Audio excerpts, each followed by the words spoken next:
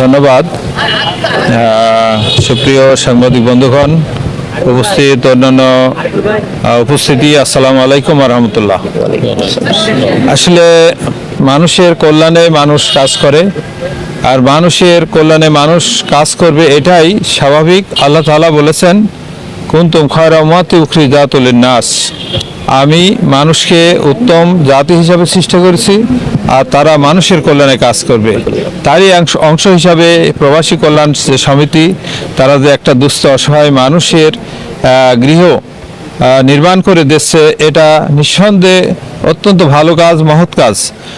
এই কাজটা প্রবাসী কল্যাণ সমিতি করবে, এটা আসল বিষয় নয়।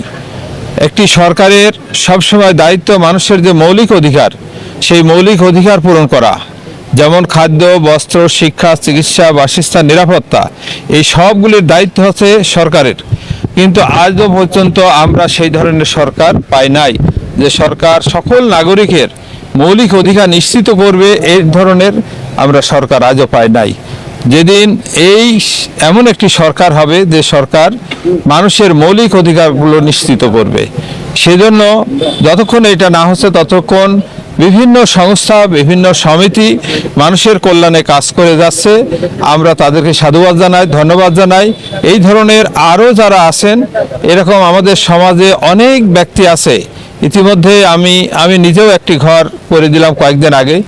এরকম অসংখ্য ভাই এবং বোনেরা আছে, বনে আদম আছে, যারা এখন এই বৃষ্টির মৌসুমে তাদের ঘরের চালা দিয়ে পানি পড়ে, তারা রাত্রে থাকতে পারে না। এরকম ঘটনা অনেক আছে। এটা আমাদের জন্য দুঃখ। এটাতে আমি দেখলাম স্কুলের কোনো নাম বা কিছু নাই, কিছু ব্যানার পোস্টারে ছাই আছে। এই বিষয়টা আপনি কি দিয়ে দিচ্ছেন?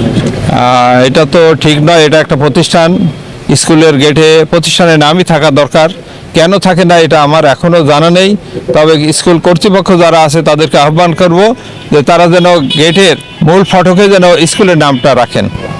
ধন্যবাদ। সকল ভালো কাজে সহযোগিতা করি এবং করবো ইনশাআল্লাহ।